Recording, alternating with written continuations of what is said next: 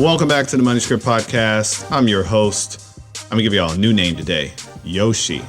Yeah, I gotta go ahead and just put it out there because my hometown hero guest today might accidentally call me that because, I mean, that's really just about all he knows. And for my hometown heroes out there, you know that name. And yeah, it was my nickname. And I think it had something to do with the shape of my head. I'm not gonna lie. It was nothing about the resurgence of Mario Brothers and Luigi. It was just, I had a big head and my name started with Yo. So it turned into Yoshi. So with that, I'd like to say welcome to my good friend. And I'm talking hometown hero. We go way back, Mr. Chris Moxley, ladies and gentlemen. Oh, I'm so excited to have you on the show, man. How you doing, my man? Man, I'm doing great, man. I'm super excited to be here with you, Yoshi, man. And, this is, when I say I'm excited, like I'm smiling, super excited, yo. So I'm ready to get to it, bro. Hey, man, this dude is ear to ear. So I just got to take it back. So this gentleman and I think we had, 3 or 4 classes together, like in 8th grade. And yeah. we were like Ip and Skip. I mean, everywhere Chris went, there I was. And it was only that 1 year because afterwards, where did you go to high school? I went to Harding. You went to Harding, yeah. So you left. So you left. Yeah. You went to Harding. I went to Independence, and we stayed in touch ever since. And then one day I was, surfing the internet or something, and I came across this 704 shop, and I was like, what is this? Oh, this is some dope gear. Oh, 704. I got to get on some of that. Put it on my Christmas list. I was like, hey, babe, I want some of this 704 shop stuff. And then did a little research. And I was like, oh, wait, I know this guy. And man, yeah. I'm telling you, fell in love with the brand. I fell in love with the apparel. And then because it was you, I just had to do it. But man, you guys have had so much success. I've seen you got the Panther gear going. You've got the Hornets gear going. You've got, did I just see some throwback Bobcat stuff you did? No, that was the April Fool's joke that we did. Oh, okay. That was the April. See, I fell for it. I fell for it. Oh, man. Yeah, well, that's true. That was a good joke then. That was good. I was like, why did they do that? I was like, I mean, I guess if I'm going to wear some orange and blue, but I'm all 704 shop. I'm ready. I was ready to rep it. I was trying to come up with a reason that right. I would have to go ahead and wear some Bobcats. I mean, hey, that's strong right there. Oh, guess I got to read the fine print. So first of all, please introduce yourself to the folks. Tell us a little bit about, yourself, what you got going on. And I know we're going to have this big discussion about your exodus from corporate America into the world of entrepreneurship. Not that you hadn't been doing it for years, but still, I know that's something that a lot of our listeners are really excited to learn more about. But yeah, let me give you the floor. Let me stop talking. I'll just keep going. Name's Chris Moxley, co-owner of 704 Shop here in Charlotte, North Carolina. So 704 Shop is a Charlotte-based lifestyle brand. We kind of like to say that we're, fusing hometown pride with streetwear. And, our goal really is to be a vehicle through which to bring the city together through dope apparel.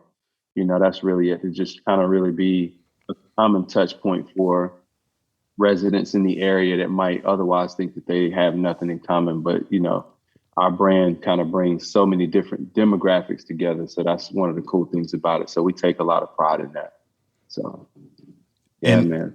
And you said local, but I'm 1,500 miles away sporting my Charlotte sweatshirt right now. I get mine imported in. Man, there was nothing more exciting for me to be able to put on that 704 gear and, go around LA. When I was living in LA, I was rocking LA and somebody said, oh, you from Charlotte? Oh, okay. That's it. I'm like, okay, not everyone knows the 704. And so I really appreciate you. Yeah. You helping put the 704 on the map. I don't mind walking around wearing a shirt that just says Charlotte. People just know that's the city I'm repping. I mean, that was 20 years born and bred. So it's amazing. But you guys have had a lot of success. Let's not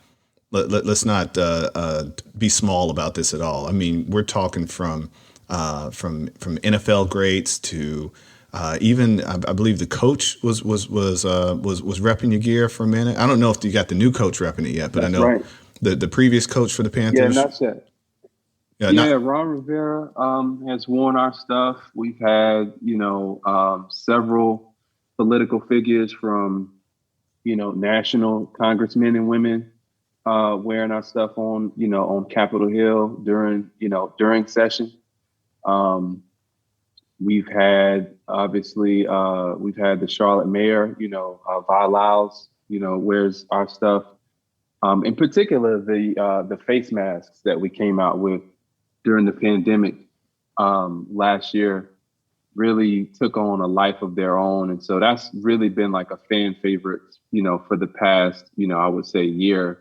Um, it's just how those things really took off and, for us. And we didn't really know what the demand was going to be. We thought it might be decent. It ended up being, beyond our wildest dreams in terms of how successful the masks have been.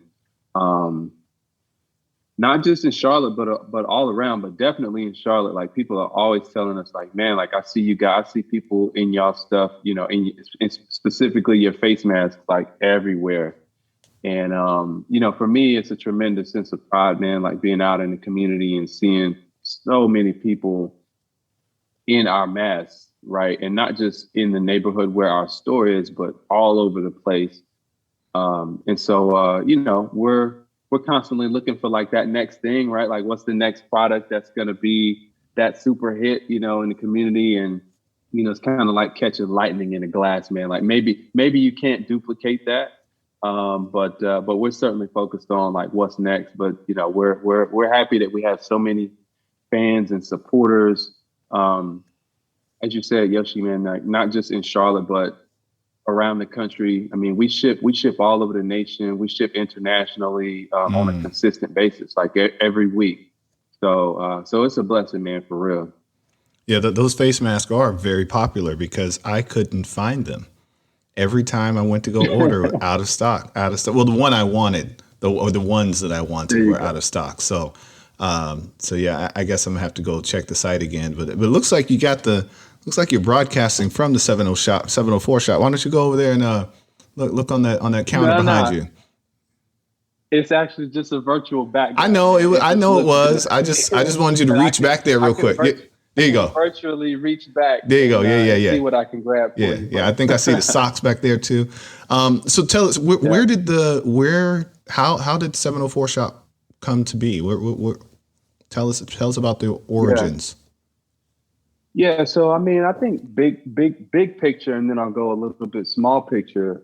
Big picture, the goal was, when you're in New York, you're in LA, you're in San Francisco, like you can get a shirt that says like, I love New York, right? I love Paris, right? What is it about that branding that makes people globally be excited and, kind of gravitate towards that? And we, being from Charlotte, being from the 704, we're proud to be from Charlotte. This is one of the fastest growing cities in the country. And so there's something about this city, this region that's attracted people in droves. And my business partner, Scott, and my other business partner, Jerry, I mean, we all met basically at UNC Charlotte, right? So we were all roommates at different points in time. And so we were super, super close friends before the thought of 704 Shop even was a thing. And, Scott had moved to Pittsburgh for like a DJ opportunity. And while in Pittsburgh, he actually ended up being in Pittsburgh for, I want to say like 10 years and, met his wife and had gotten married, but obviously was still proud of, his Charlotte roots and his Charlotte heritage. And in Pittsburgh, he noticed that there were a few brands that were basically, capitalizing on this tremendous sense of hometown pride that's in Pittsburgh. And so the idea was, well, wow, like, okay. And these brands are working with the, Heinz Corporation. They're working with the Pittsburgh Steelers. They're working with, the Pittsburgh Pirates on projects, licensing deals and things like this. And so the idea was, man, like, okay, his idea was, how can we create something like this in Charlotte, right? because nothing really existed on the level, on that scale, to accomplish that, to really give people a fashion forward way to kind of express that hometown pride, via streetwear. And so that's ultimately what we, set out to create. And we started small. We started with just T-shirts, with just our logo on it. And as much as we thought it was going to be a layup, like, we dig this, we see where this is going to go. We think, we know we got a cool logo and this kind of stuff, but nobody cared about it when we first dropped it. Hey, right? It was I like, cared. how do you get? I cared. So it was, we really struggled just trying to figure it out, right? How to figure out, how do you get it in front of people and get people to care about what it is that you're doing? How do you get them to pay attention beyond just your friends and family, right? How do you scale it? Got it. Because if you knew us and we posted on Facebook or, Instagram and things like that, those folks would engage with us. Everybody that we know has been incredibly supportive. But how do you get beyond that tier of friends and family to start getting mass market appeal? And, we really just kind of had to stay true to our vision. One of the things we got really aggressive with along the line was doing pop-ups, and taking our physical inventory out into the community, right? Setting up a 6-foot table, 10-foot table with a tent, and just, being in front of people, very intentional about, talking to people and telling your story and allowing people to physically interact with your product. Which is, obviously you can't do that in a virtual realm. It's a very different experience interacting with apparel, just seeing it on a website versus being able to pick it up and touch it and see how high quality it is. And so the pop-ups were one of the things that really catapulted us out into the community in a very strong way. We kind of became known for the company that you wanted to be at your pop-up. If you were doing some type of event where you were going to have vendors and people selling things and, these kind of neighborhood markets, as that kind of became big in Charlotte, we just really started making a name for ourselves in terms of driving traffic. Everybody was like, you got to have 704 Shop at your pop-up because they bring their own traffic, right? We would let people know via our newsletter and our website what pop-ups we were going to be at. And if the pop-up started at 11, we would have a line at like 10:30, like people starting to show up, like, because they wanted to get that new release. Basically, we were just using the same formula like Jordan Brand and, these hype beast brands, where in order to get the exclusive new release, you had to come to the event. We wouldn't actually put it on our website until, maybe the following Tuesday or Wednesday following a weekend pop-up event. So, and by that time, certain, sizes are going to be sold out or, whatever the case may be, because we only do limited drops and, limited quantities and really create that sense of exclusivity around our products. And so if you really wanted it, we really just kind of trained our audience to like, okay, you got to come because I really want this shirt. Like, that's a cool design, or that's a cool pair of socks, or a cool beanie, or whatever it is. And I want that. So I got to make sure I come be in line early, or at least make sure I get there during the event, and so that was really big for us. Also, again, just making the right relationships in the community with, certain folks who have, a bigger microphone than us. Some of the local bloggers and things like that were big for us. Again, just genuine relationships with, the Panthers, front office, and just knowing folks there and helping us get products in front of players and into players' hands and into the coaches' hands around different things that we were executing at the time. And so, again, man, it's been a blessing. And, we're almost to the point now where it's like, when players start to follow us on like our Instagram or follow us on our Twitter account and, and interact with us and want to get to know us as like, as Charlotte's brand, right? So again, we take a lot of pride in that, man. We stay humble about it. We stay hungry about it. We're never resting on our laurels. We're still as broad a visibility as our brand has. We're still a very, very small team. In total, there's only 5 of us, on payroll, on staff, like right now. Yeah, I think I've gotten an email. Got an email from all of you at this point, yeah. And I'm like, oh wait, that's all of them. Yeah, we had a little mix up with my Christmas gift. Now it was my sister's mix up. She chose extra small instead of extra large. Okay. It was on her. I looked at the receipt and everything. I was like, you picked extra small. No, I didn't. I put extra large. No, you put extra small. And so in credit to your team, because I sat on it for like, I don't know, a week or two. I thought she was going to take care of it. She thought I was going to take care of it. But we both ended up sending out an email essentially on the same day to say, hey, we got the wrong size. And not only did you guys ship out the right size, I also, Anne sent me a slip to send it back. I wound up getting 2 because you both, two different people responded. One person responded to my email, one responded to hers, and then we linked them together and it was all cleared up. And then I finally got my sweatshirt. So yeah, I could feel, I was like, oh, everybody kind of knows what's going on here. I was like, this is awesome.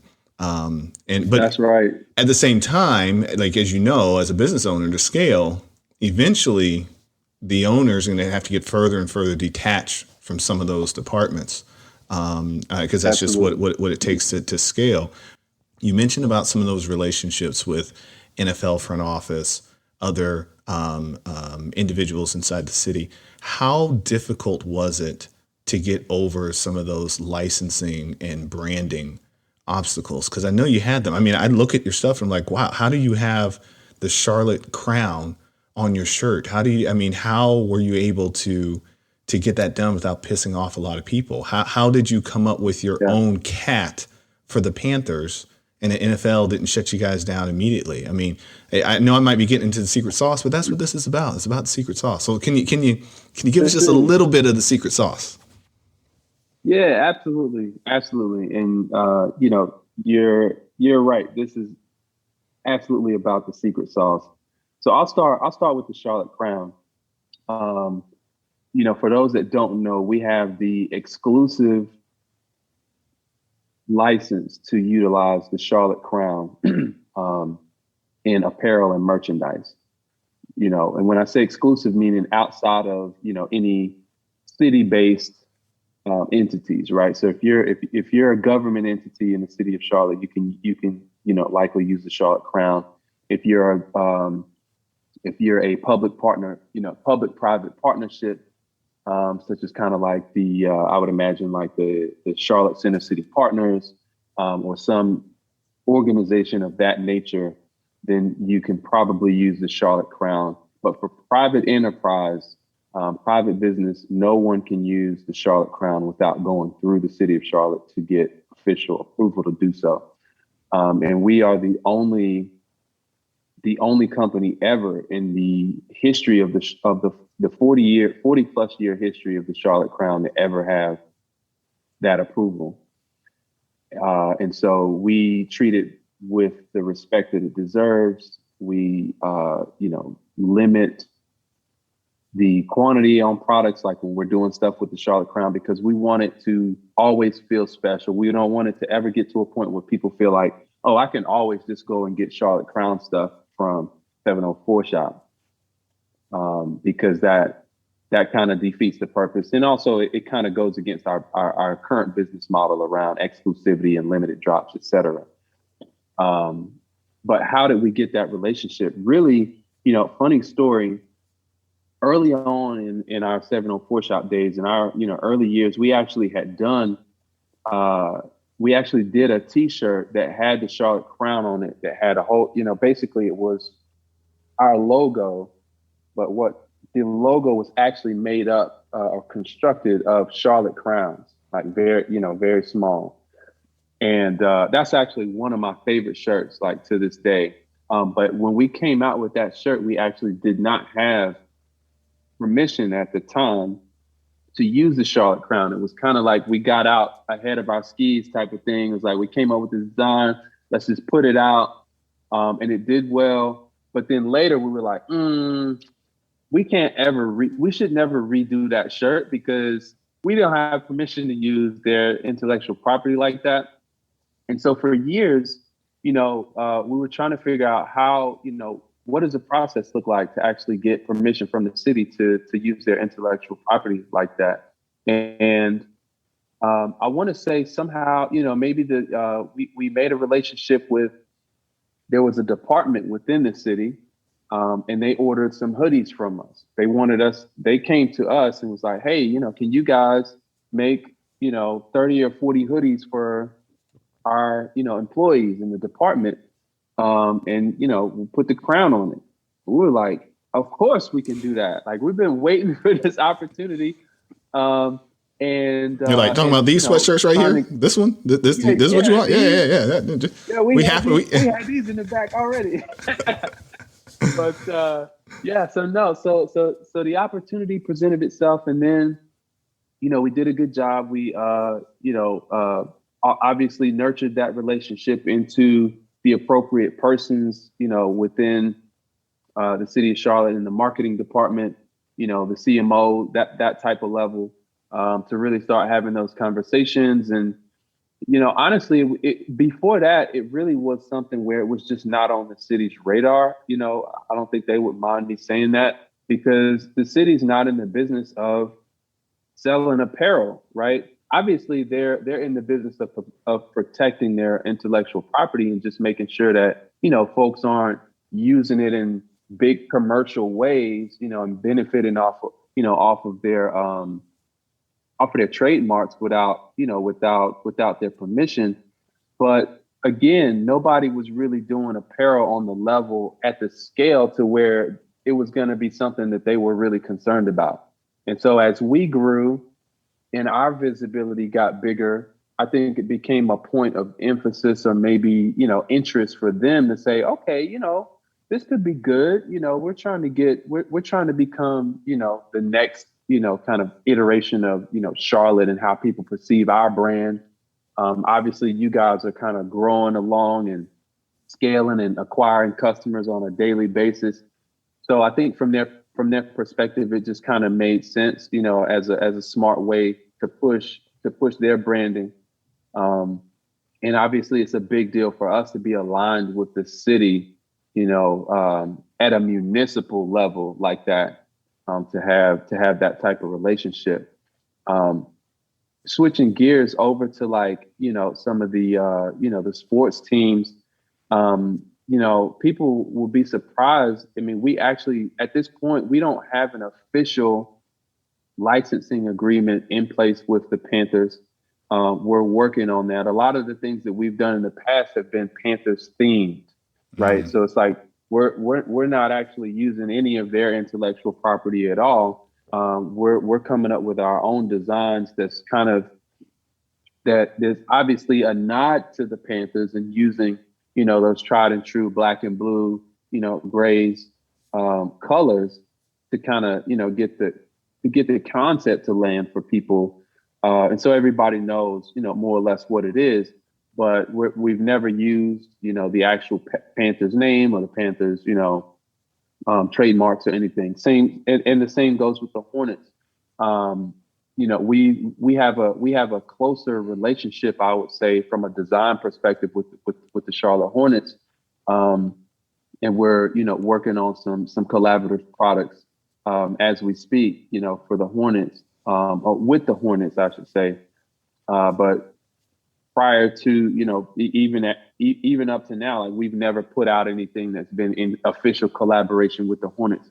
Last year, we were supposed to do a collaboration with them, but, COVID hit and then the season got canceled. And so we never really got an opportunity to kind of roll it out. There might be an opportunity for us to repurpose that design that we did in conjunction with them for this season.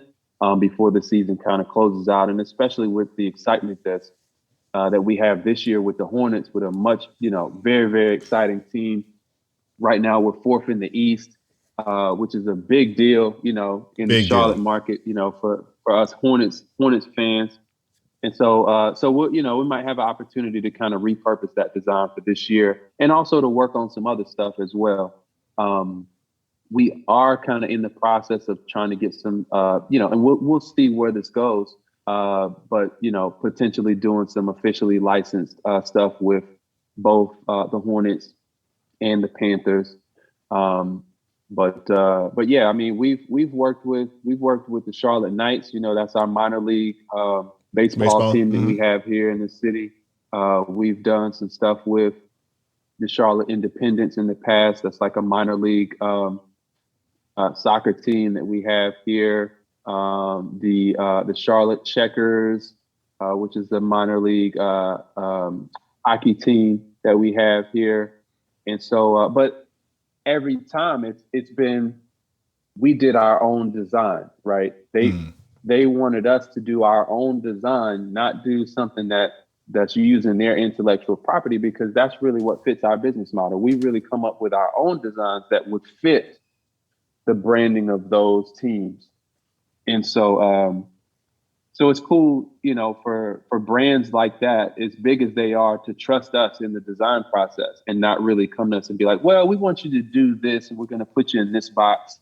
Yeah, you can only use our logo trust and us to this, come up with our own. this size, this color has to be 2.8 inches by 1.3 inches. Can not bleed more than this. Yeah, I've been through some of those working in corporate America, and I've dealt with like, oh, your bleed line is wrong. I'm like, guidelines and what do you mean? It's what I didn't even know what bleed meant. I was like, did it die? I'm confused. What are you talking about? Right. Like, oh, there's not enough margin outside. I'm like, okay, you guys do it.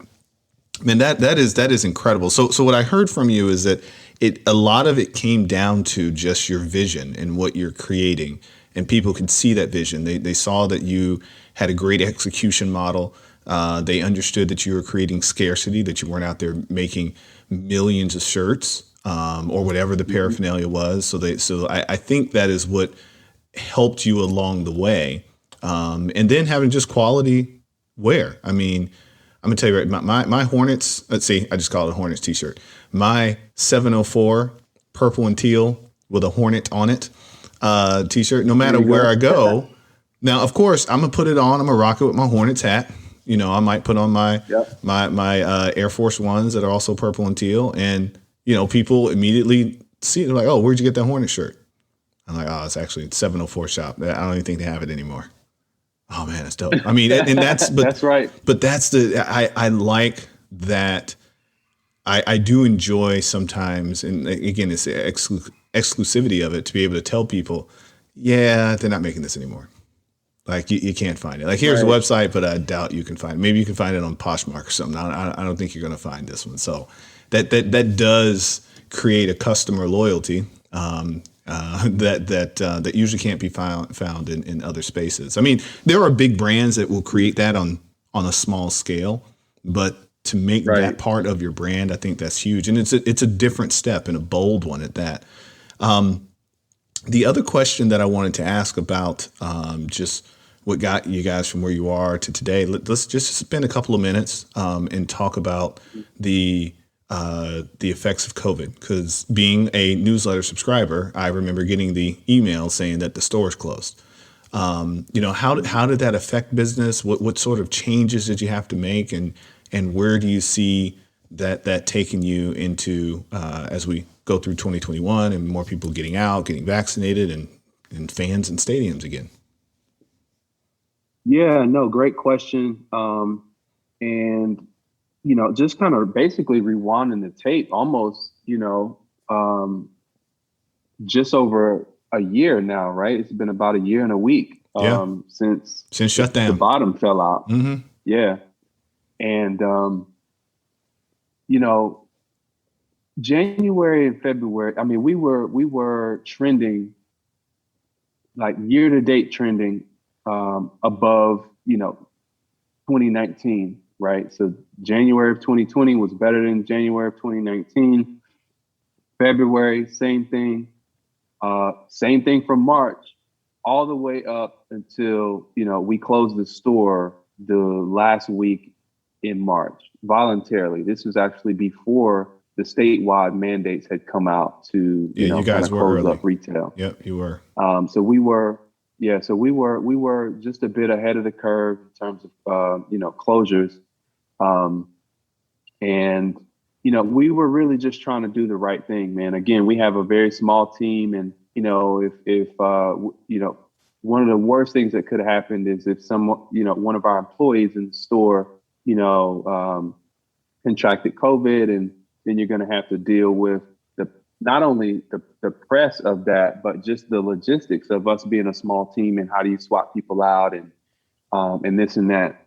And so we kind of just voluntarily made the decision to close and to shift operations to being just online only. The good thing for us is that, we built our business online only. We were online only for 4 years before, we opened the store in December in 2017. And we keep a consistent, I think that's probably the biggest thing, is we keep a consistent line of communication with our customers every week via our newsletter and via, our social media. We're very active on our social media. So we didn't have to, unlike most, traditional kind of, if you have a retail imprint and you're just in a mall, right? You think big box kind of luxury retailers, a Nordstrom, a Chanel, a Gucci store.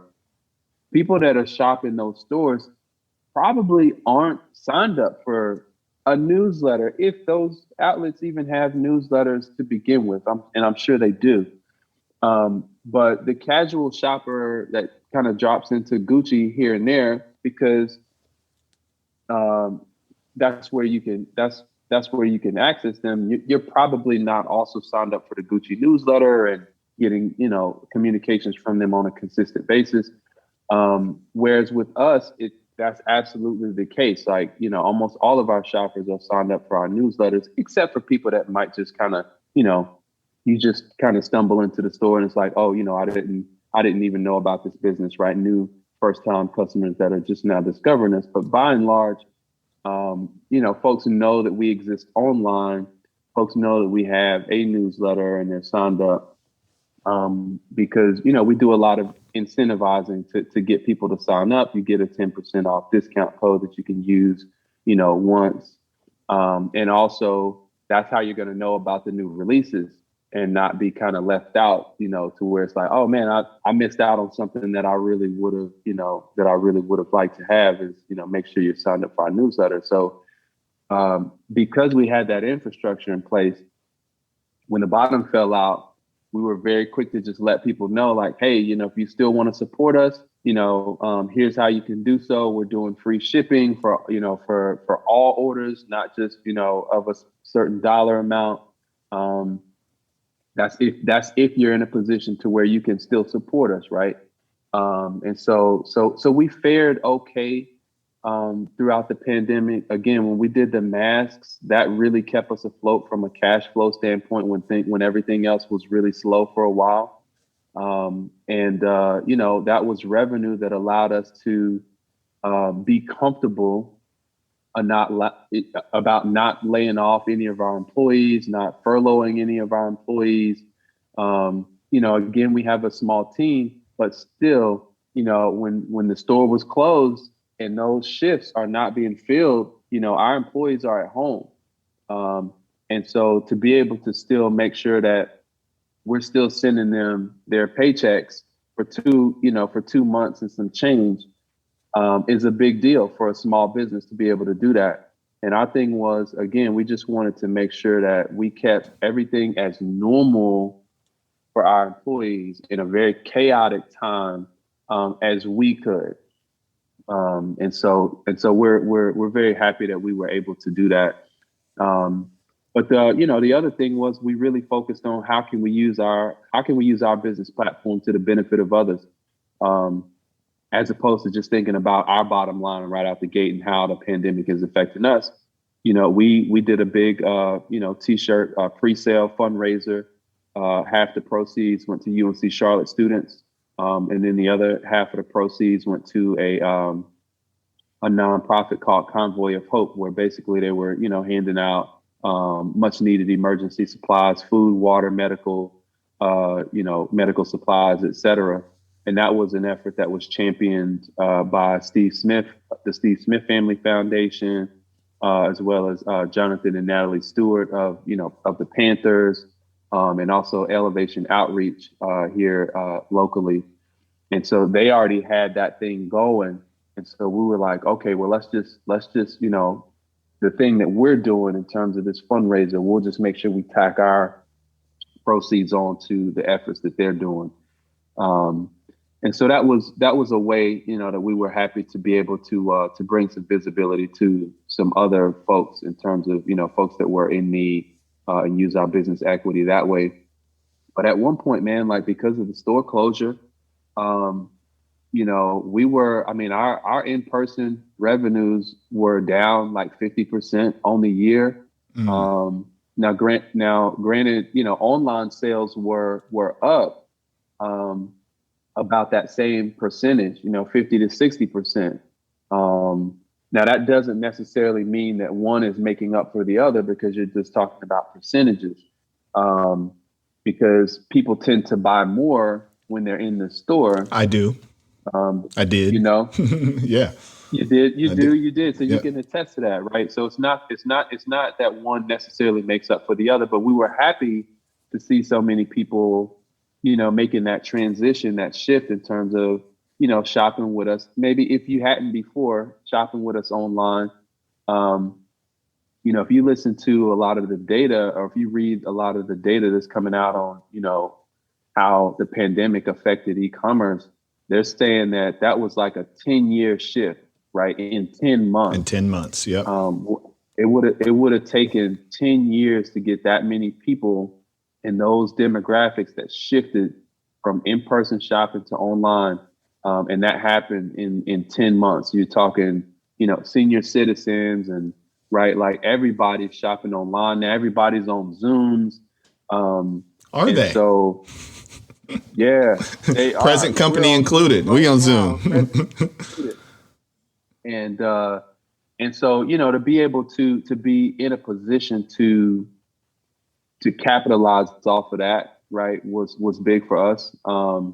And so, yeah, the pandemic was quite an ordeal for us. Again, we fared pretty good, but not without some challenge, especially in the supply chain, even just getting the masks into our possession once we started taking the orders became quite challenging because, we ran into some issues with the border closures and getting things through customs, and everything's got to get inspected, especially if it's in that category of, PPE and, masks and filters and the additional quality checks that go into that stuff. And that it slows everything down. Plus, if your products weren't official PPE, meaning medical grade equipment, that was the big push, right? Like everything else, it was like, okay, the main carriers was like, we'll get to it if we can, right? Mm-hmm. The FedExes they're inundated. The UPSs, they're inundated.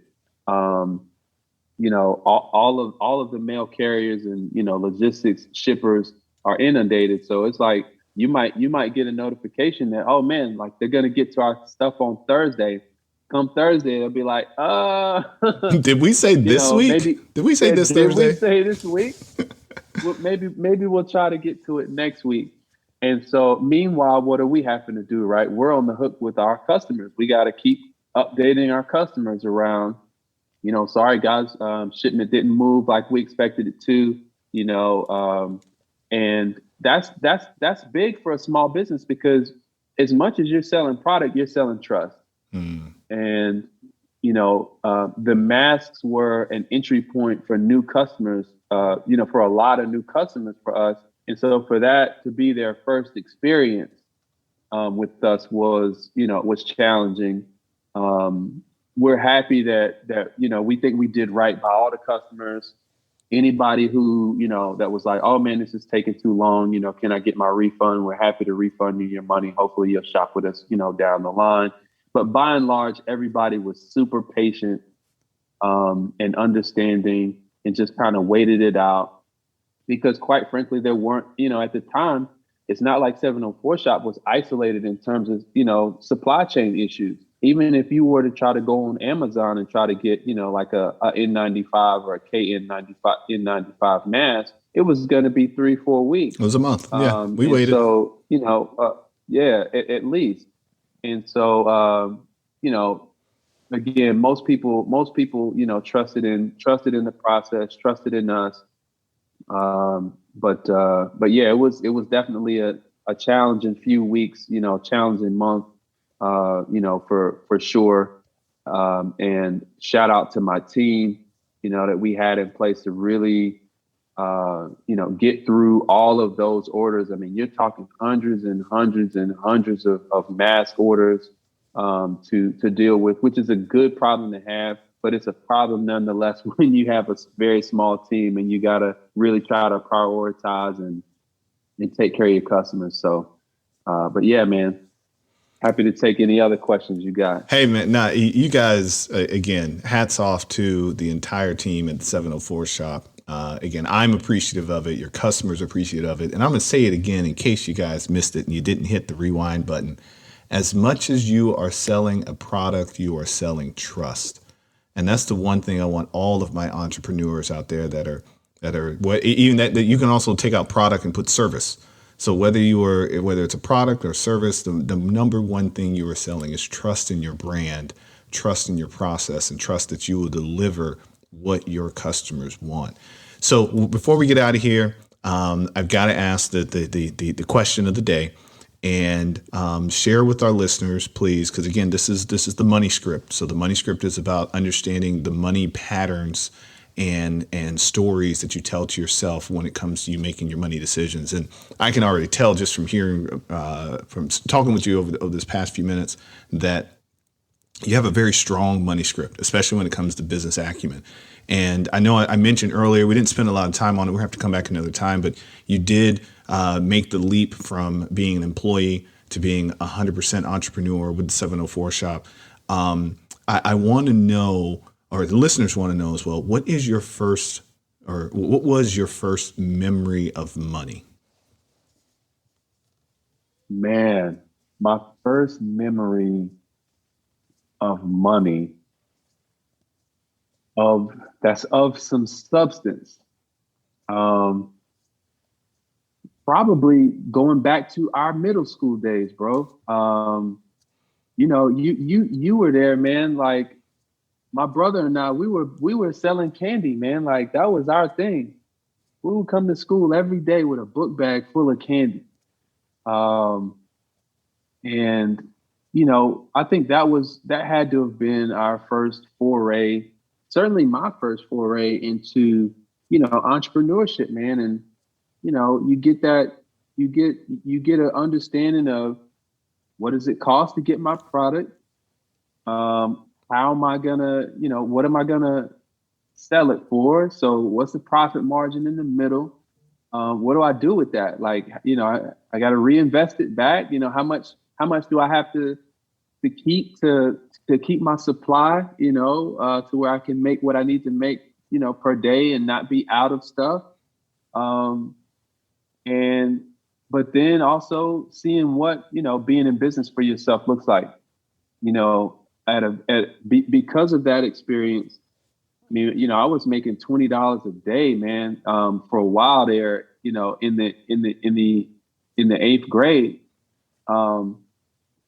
which is a lot of money, man. Like, you know what I'm saying? Yes, like it's $100 a week. That's $100 a week. And we live, mad when school's out. Like, why is my school? I need to go to school. Got to make this money. You got to make this money. And, we come from very humble beginnings, man. Like, my family and I, we were living in public housing at the time in Delaware Courts. And so, that was a big deal for us, for my brother and I, to be able to make enough money to take pressure off of my mom in terms of, even just like school clothes, man. Like when it's time to go back to school, it's like, we had our own money. And for all the single parents out there, any parents, period, you guys know what it's like to have to be able to provide for your kids. My mom was a single mom, so she was trying to do it all, on her own and with government assistance and the whole nine. And so, that was something an experience that I've always latched onto. When people say, when did your entrepreneurial journey start? That's where it started for me. Blow pops and Reese's cups. Blow pops, Snickers, Twix. I remember the whole setup, man. The whole bag. Eye poppers, blow pops, ring pops, all of that. Ring pops. We had all that stuff, man. Yeah, man. I think hopefully that answers the question. I think that would probably be my first memory around money that really has any significance to me. Indeed. And I can, like I said, that those memories and those lessons are still traveling with you today. So what is next for 704 Shop? I know that we had a little bit of a pre-powwow, and you were mentioning there's a bit of a pivot happening right now. So I want you to save it for now. So tell me, what's the pivot that's happening with 704 Shop? Yeah, man. I mean, so, any of your listeners, folks are probably first thing they're going to do is, hopefully go check out our website, right? 704shop.com. And you'll see a whole host of things, right? Of products that we've come up with, not just in the apparel space, but, in the hard goods space as well. Keychains, coffee mugs, water bottles, you name it. There's a whole host of what we call lifestyle products that we've come up with to just kind of round out our brand and add value, right, to people's lives and their everyday experience. Well, obviously, we've been doing this kind of stuff for years. And so on the low, we've been working with businesses ad hoc for years. Tech companies, mortgage companies, a whole host of different types of companies, construction companies, any company that really touts and puts any weight on how they do their branding. A lot of times they reach out to us to say, well, can you guys help us come up with some T-shirts, hats, hoodies, whatever it is, that aligns with our brand. And so we do design work, B2B, we do apparel sourcing, B2B, we do photo video work, B2B. There's a whole host of B2B services that we offer. And so what we're trying to do now is just get the word out at scale that's something that we want to offer. As you mentioned, I recently made this shift, the shift from corporate America to being 100% on the entrepreneurship side. That was effective in November. And so the opportunity that I'm taking on, taking the helm of is really just getting the word out about this opportunity, because obviously, people know us as being this successful kind of, retail brand. Well, all of the things that went into making 704 Shop successful, we can now leverage towards other companies' branding and things of that nature. So it's really just a matter of, getting the word out, and, we're going to get a website built and all of this as well. So, and quite frankly, again, it's new in terms of getting the word out, but it's not new in terms of something that we've been doing. We've been doing it for years. Indeed, brother. Well, hey, the word is out. Our dozens upon dozens of listeners now know, and there's a few listeners that I know specifically that are in the clothing and apparel and design. And so maybe they can definitely learn from 704 Shop and who knows, maybe Money Script might be in the market looking for a redesign of our logo and such. We're now 3 years in, 2017, 4 years in. So I've been thinking about a refresh, so we'll see, but I'll let my marketing team handle that. keep us in mind. For those that have questions, anybody that wants my email address, it's chris@704shop.com. So shoot your inquiries over, and we'll make sure we follow up with you and appropriately. So see how we can help. Indeed. Again, Chris Moxley, 704 Shop, my man, my brother from way back in the day with blow pops, ring pops, Reese's cups, Snickers. He was the Candyman, the Candyman can. And I was the Candyman. He was the Candyman, and we appreciate you for that. All right, until next time, listeners, we will see you next week on the Money Script Podcast. Y'all take care.